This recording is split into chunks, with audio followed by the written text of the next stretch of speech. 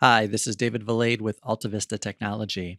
Today I wanted to talk about Sage Intacct's spend management, and I thought the best way to do that would be to walk through an example. So I'll point out a few things as we go here. I really just want to walk through entering a requisition and kind of explaining some of the different things we could do to control how we manage our users as they enter requisitions in a fast paced, budget conscious sort of environment. So one of the ways I can navigate inside of Sage Intacct is using these very simple little summary windows.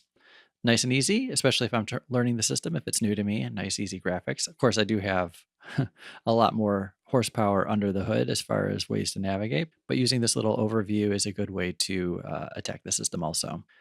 I'm going to come in and enter a requisition, like I mentioned earlier. I click on that little icon there, and off I go.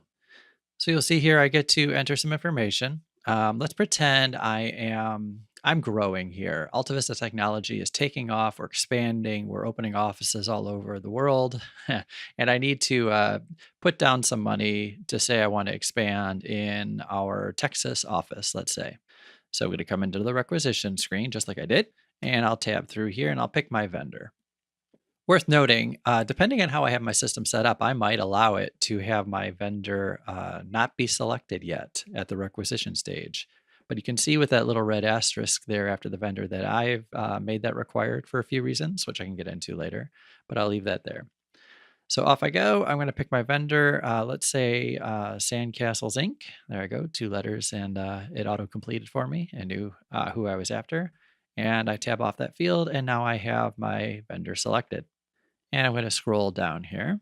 And we have items here, which is great for our non accountants in the universe. So they can come in here and they can pick an item, and they don't have to be bothered with knowing account numbers and so on.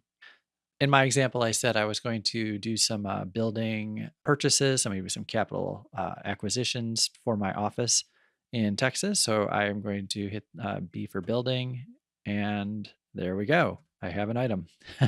Nice and easy. Let me scroll out a little bit here just to fit a little bit more on the window.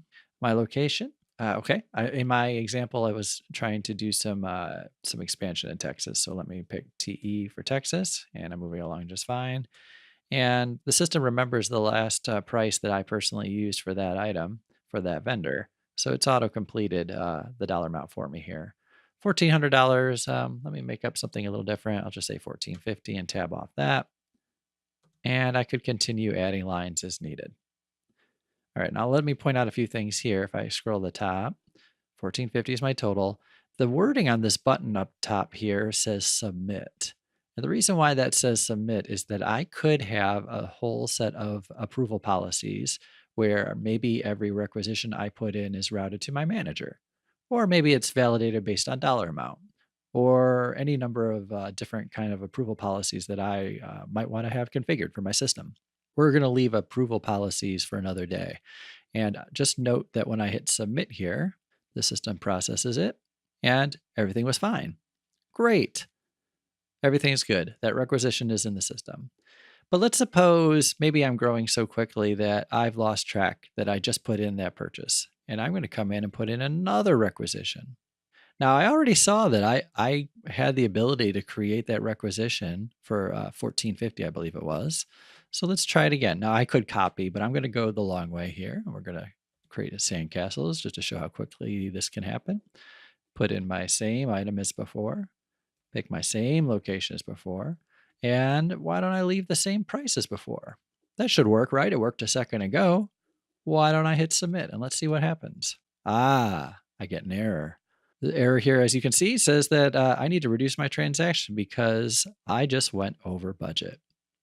And that is what I can do with spend management. All right, so let's take a look at what I can do as far as my options. So I'm going to switch to another tab here. And here's my spend management configuration screen within Sage Intacct. I won't go through everything here, but I just want to point out a few things. I get to pick a budget that I am going to manage all of my purchases against, or journal entries against, or accounts payable against. Really up to me. Very simple, but very powerful. I have a certain budget that I have just for managed spend. And in my example, I set this this one budget just for this one purpose, and I made it for the year of 2019. Now, I wanted in my example to just care about the budget for the whole year. You could have a quarterly budget, a monthly budget, a 6-month budget, whatever makes sense for you. For me, doing this for the year, that means that I don't have to worry about, well, I was under budget last month, so I want to go over budget this month. In my example, I want my users to be managed for the whole budget for the whole year. So that's what I put in here, and that's what it's doing. But you can imagine there's a lot of different options that you could have here. Additionally, there's a checkbox here where if I don't have a budget for a certain account or period, how do I want to handle that? We could treat it as zero. Well, I have a yearly budget and I didn't need that, but I could have done that. There's an option here for over budget where maybe the system can send me an email or a note to tell me how things are going. And then there's a bunch of different checkbox options here as far as do I want to stop the person or just warn them that they've gone over budget? Do I want to look at current year to date or fiscal year? All sorts of options. And then I even have this other thing here that I turned on in my example where I actually created a user defined book to track my committed expenses. This is a really powerful idea if you think about it, because I can have the system track things that have been put on a requisition, let's say, and make a little entry to a book off to the side called committed. This is a separate accounting book. It's not my regular financials. It's tracked off to the side. I can still report on it because it is a book, but it lets me track all my committed spend for all those types of purchases where I don't yet have an invoice, but I know I agreed to something. And there's a few more options down here, but I think we'll leave it there just at the very high level. What this really does, if you think about it very simply, is it lets me have a budget so that my users can be empowered to create requisitions and they could go ahead and make them very quickly. And the system will just check to make sure that we haven't gone over budget. So why don't I change one little checkbox on this spend management window here? Instead of having it stop my user when the budget is exceeded, I just want to warn the user. And I'll click save. So now I'm going to make a new requisition just like I did before. We'll start again from zero, pick my same vendor. I'm going to go to my item, same item, and pick Texas, again, my same location and my same dollar amount. This time I'm actually going to make it a little bit higher, actually. Let me change that dollar amount even higher still. And let's hit submit. And there we go. I do have a warning. So now it's, as we can see, the system is telling me that I did go over my budget. I should change it. Or I could hit submit and then everything will be routed through the system. So you can imagine if I use spend management in conjunction with some approval policies, this could be even more powerful still. I can have the system warn me that I went over budget or stop me entirely if I go over budget. And then assuming that I was under budget or I knowingly chose to exceed the budget, I can submit my requisition and off it goes through whatever approval policy I previously set up. There's a lot more we could talk about for spend management, but I hope that illustrates just how powerful that is.